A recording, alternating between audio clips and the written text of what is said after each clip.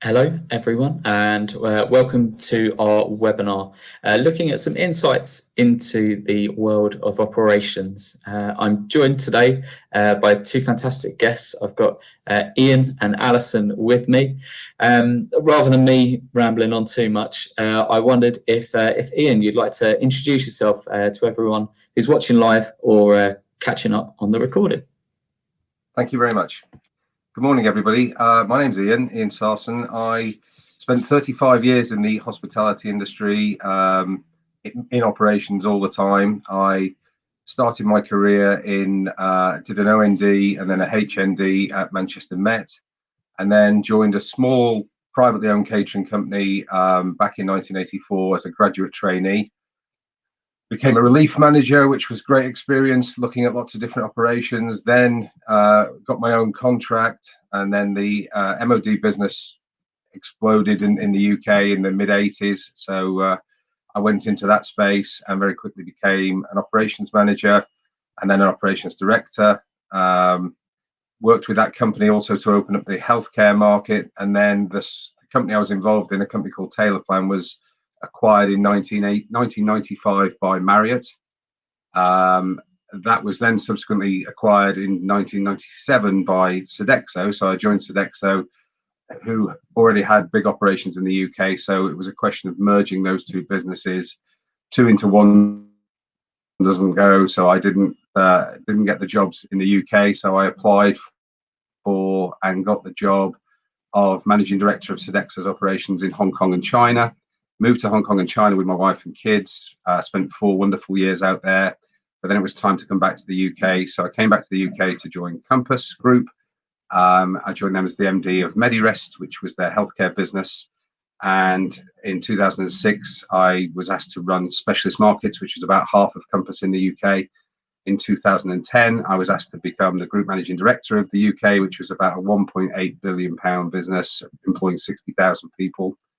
Did that for 4 years, and then in 2014 I became exec director for Europe for healthcare and education, and also became the managing director of Northern Europe. Did that for 3 years, and then in 2017 decided I'd had enough of airports and traveling, and decided to end my operational career and go back to university. And I've studied and obtained a master's degree in coaching and mentoring, and I'm now a career an executive and team coach. So that's my journey. Fantastic, thank you, Ian. And I'll move it over to Alison. Alison, if you wouldn't mind explaining who you are and your story. Good morning. I'm Alison Crowley, currently operations manager for CH&Co workplace in London. I've been in the industry all my career. I left school and I really didn't know what I wanted to do, and I'd worked in various roles as waitress, assistant cook, and that's where I got my inspiration that yeah, maybe this could be a career for me. I done a sort of 6-month taster course before thinking, yep, it's definitely what I want to do.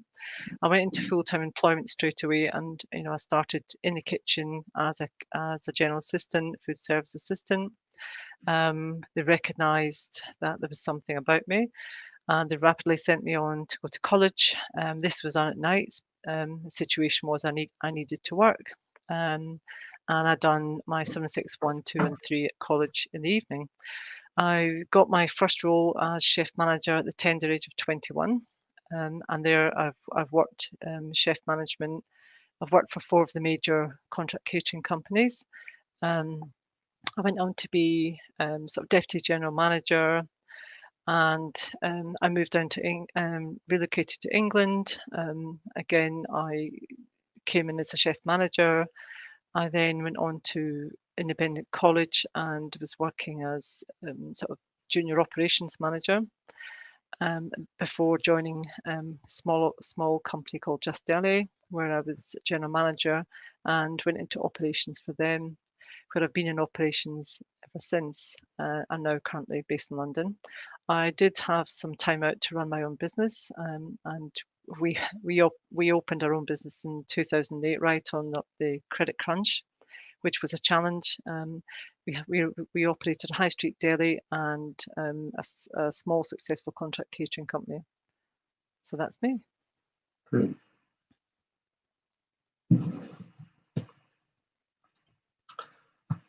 I think you're on mute, Mike. Every single webinar, I'm just waiting for a time where I don't do it. So I suppose hopefully everyone can see the kind of vast experience that you guys have got, where you guys have come from as well. And also I'd be remiss to say 2 fantastic mentors on our GEMS mentoring scheme as well. For this webinar though, for the people watching, I suppose what is actually involved within operations? It can be a word that you see every now and then, but don't really appreciate what is it actually involved in operations. I wonder if Ian, what would be your thoughts on that? Yeah, I think the way I look at operations management is, firstly, I think it's balancing the needs of the client, your own team, and the business. So it's which is a fine balance to keep between those three sort of points of the triangle. And then it's all about enabling your teams to be successful. I think some people, and certainly in my early career, had some operations managers who thought their role was that of a policeman. And the problem with being a policeman is the minute you're not there, people do exactly what they were doing before you started policing them. So I think the role of an operations manager is to get the right people in the right place and motivated to do the correct job for clients and consumers. And if you do that, then it can be very successful. And sometimes it's about deciding that you need to switch things around a little bit, move things up, but it's ultimately about developing people to be the best they can be, rather than you focusing on controlling what they're doing, in my view. Alison, what are your thoughts on? Yeah, just following on from what Ian said, it's 100% accurate that it is key to get the right people at the start, and to start identifying people, at a young age that have the credentials that you think, I was recognised, that I had something, and the various companies I've worked for have all invested in me. Made sure I had the right tutoring, mentoring, and it is empowerment. As Ian said, we're not police, and as soon as you step out the door, who's to say, what they're getting up to? But it's about trust and loyalty. We pick the right teams, we develop them, we support them, and it's not just about Ian and I. Operations, we have many tasks, and it's impossible to be everything. You've got HR, you've got personnel, you've got marketing, you've got food safety, health and safety, client relationships. So that's why we have all the support in the company to support us in our role. Fantastic. And I know that you mentioned some of the skills that were needed, their trust and loyalty. I wonder what both of your thoughts were and kind of the key skills that would be needed if one of the people watching were looking at getting into operations. What are the skills that you think that they would need? After you, Alison. Okay, well, I guess the biggest skill is commitment and the will to do the role, and a passion. If you don't have a passion for food and industry and for people, you may as well forget it. And I think the biggest skill, and I think Ian will agree, is being able to identify when there's a problem. We all have, when you're a chef manager, you get up in the morning, you go to work, you put the cooker on, you get breakfast ready. Our world isn't like that. We may have a client that says, you've got this huge problem, you're going to have to come down here.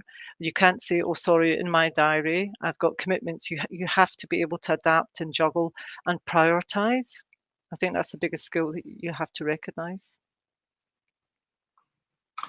Yeah, I mean, there's such a breadth of skills required of an operations manager, but I believe one of the things that I think makes really successful operations managers is not gravitating to what you're personally good at, because what you've got to do is look after the whole range of skills that Alison described. I think sometimes I know some operations managers back in the past who are very good at systems and finance and balancing the numbers, but useless at client relationships and Yeah. Other people who were poor at communicating with their teams, they would walk into a unit and the first thing they would do is phone another unit rather than spending time with the team where they were. So I think it's about being present and having that sort of ability to walk into a place and sniff out the problem, as Alison says, to know if there's something difficult, and actually to leave well alone sometimes. I mean, a modern day operations manager has a lot on their plate, and actually, if something doesn't require your attention, you need to focus on where it does, and that prioritization that Alison talked about, I think, is very important. You shouldn't find yourself doing things you like doing. You should find yourself doing things you need to do to make the team successful. Fantastic. So I'm getting feedback in my earphone. So we have kind of the key skills, but over the last years, I understand the industry has really changed, had to adapt to kind of different themes happening, different topics popping up in the news and making your clients think differently about what they need from operators. So I suppose what do you think have been the biggest changes in the last year, and how has it impacted the industry as a whole? I think you hit the nail on the head.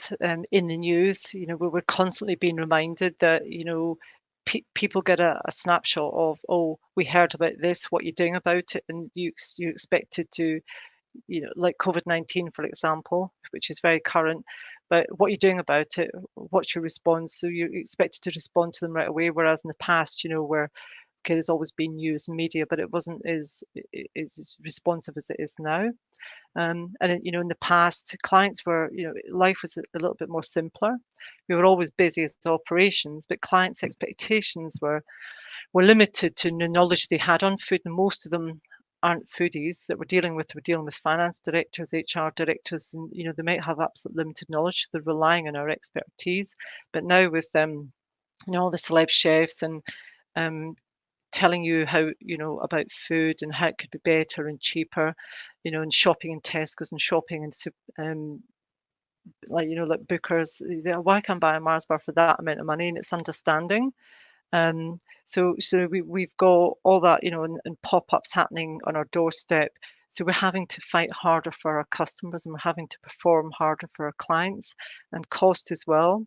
And most contracts were cost plus simple, but now they're looking for variations. They're looking for more of a commercial impact in the contract. And operating hours, we used to do a basic breakfast, lunch, dinner. Now we're doing all day grazing. We're doing pop-ups, take home, car washing at some places, dry cleaning. So expect it to become a mini retailer also. Yeah, I think that's the biggest change is the pace of change in the food industry. Fashions are changing very quickly.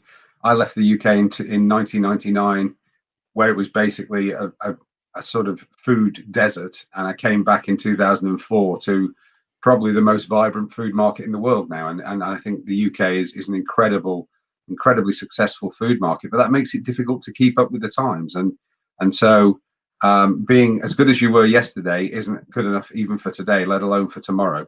I think also the biggest shift has been in the funding of catering. So back in the 70s, 80s, even 90s, subsidizing catering was an employee benefit. It even attracted tax breaks, which was the whole purpose of it in the first place. That went away a long time ago, and so the funding for catering is shifted from the employer to the consumer now, the employee in many instances, and they want to be able to have more choice. They want to not eat what their employer's telling them they're going to eat. So marketing's become much more important. Understanding the consumer has become much more important. Understanding your competition on the high street has become much more important. So I think it's not just mini retailers. I think we are absolutely retailers, and of course that brings with it the dilemma of availability. In the past, caterers really thought a successful day was having nothing left on the shelves at 2:30, and you could go home and it'd be brilliant. but actually you've got to have stuff available from the beginning of the working day to the end of the working day now, and that brings with it a challenge of cost management. But without that availability, your consumer is going to leave the building and probably leave you for good. So it's a very different mindset that's required today.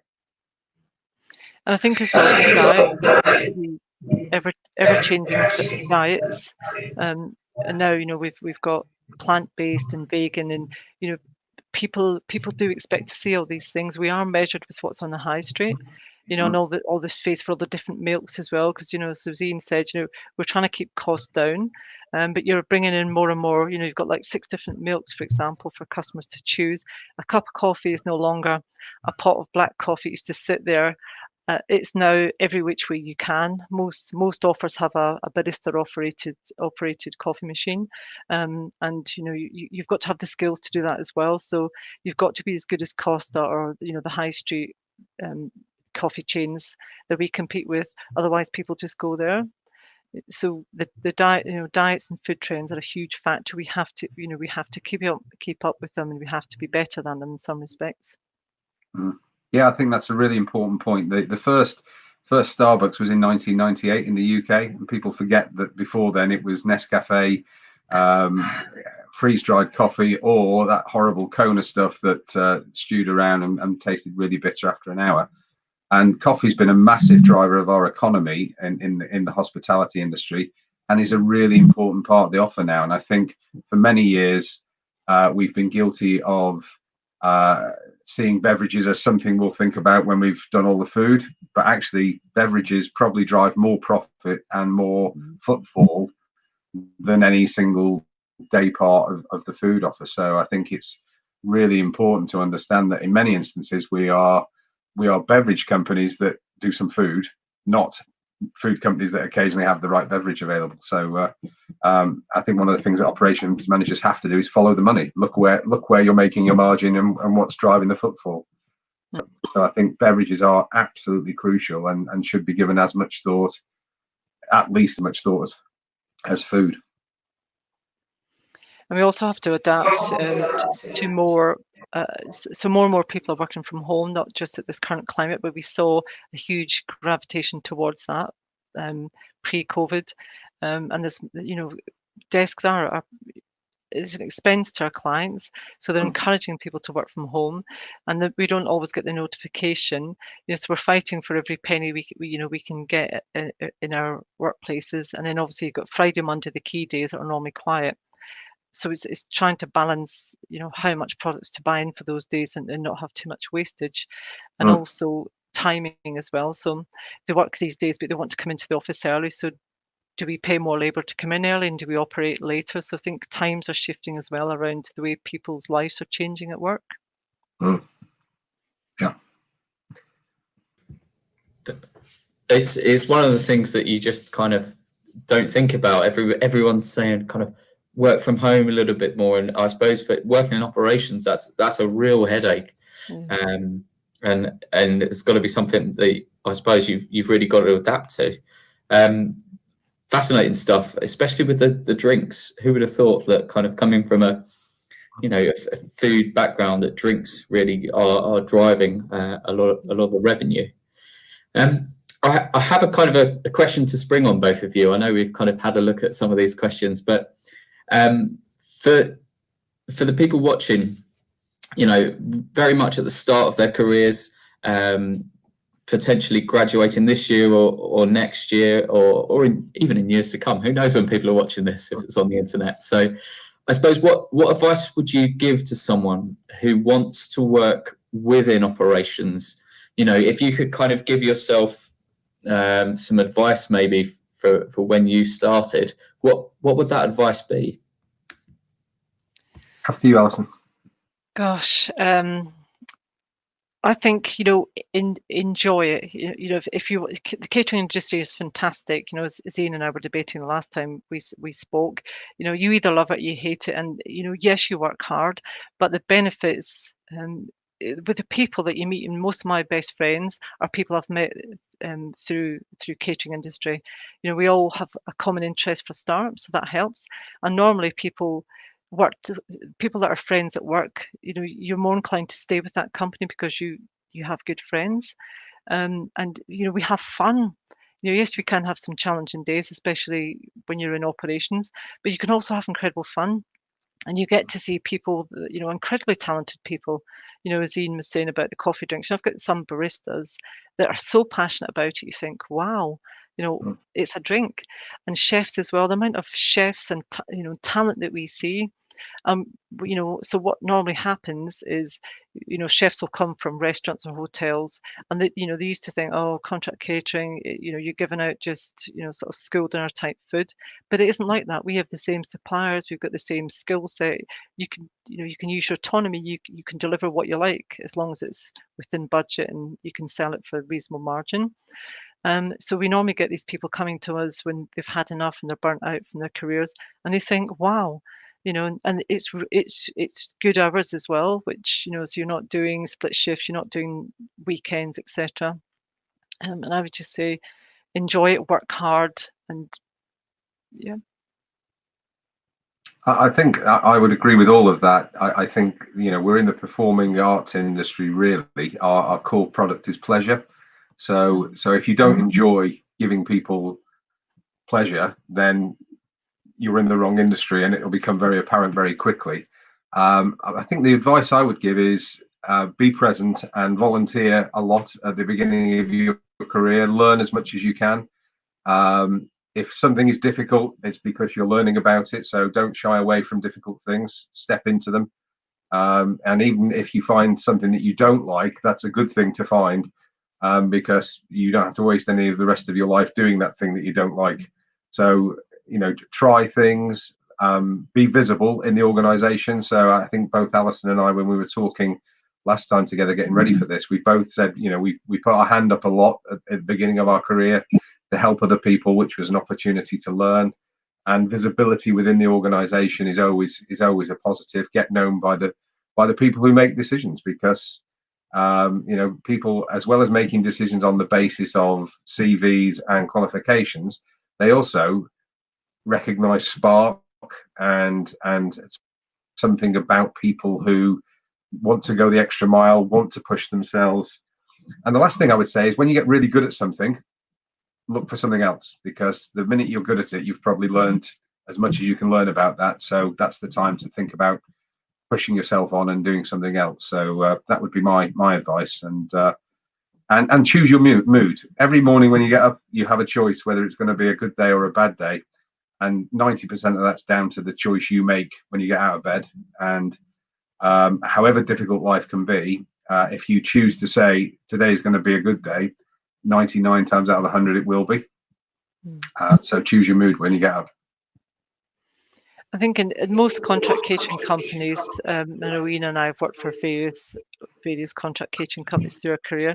They offer you free training, and it's amazing, you know. And the amount of my employees that decide not to take it up, you know, we do apprenticeships on just about everything. And I think, you know, I've just put my hand up for everything, as Ian said, whether it's volunteering to help at Buckingham, the Palace, Buckingham Palace, that's the word. Every time, and it's not necessarily what I want to do, because you think about how much business, but I actually enjoy it when I get there. I don't have to answer the phone, because you're not allowed your phones, and you get to see all sorts of people there, and you know, you really make a difference. And you know, so I do volunteer for that every year, and just about everything else, and I take every training course that's going, and I'm doing a NVQ5 at the moment, as well. And people say, how do you fit it in? Because I want to do it, I want to get that recognition, so I do it at every opportunity and free moment that I have. Yeah, training's absolutely an investment in you, and if you're not willing to put your time into it, why would you expect a company to think that that you're worthy of further development? So I think that's absolutely right. You know, there's a huge amount of very, very excellent training available in the industry, and you know, I genuinely think the limitation on people's, you know, there weren't any caterers in the FTSE 100 when I started work. There was no multinational massive caterers, and so these sorts of, the job I ended up with didn't exist when I started out. So I didn't start out with that in mind. I just wanted to develop and be a better me every day. So I think, you know, with that mindset, you can go anywhere in the world with this industry. It's a really, really universal service that can take you. You know, I've worked in 50 countries. I've run 27 countries. It's, you know, it's a really big industry that gives you the opportunity to travel if you embrace it. Fantastic. I think what really stands out from both of you is the kind of passion, hard work, and wanting to consistently help others and kind of provide that service, both in your advice and kind of how you've explained your own careers as well. And I think for people just starting out in roles, I think as well, you said about the training and kind of looking, if you're looking at different companies, which roles you want to do, be sure to ask them about what training they offer, what kind of progression as well. But I think that kind of brings us nicely to the end. I've got exactly 30 minutes now on the clock. I'd just like to thank both of you for your time today. It really does mean a lot. And if you have any questions, feel free to email them over to me and I can pass them on to these experts and hopefully be able to help you. But thank you so much, both of you. And with that, I think we'll say goodbye to everyone. Thank you very much. Thank you. Thanks. Bye-bye. Bye.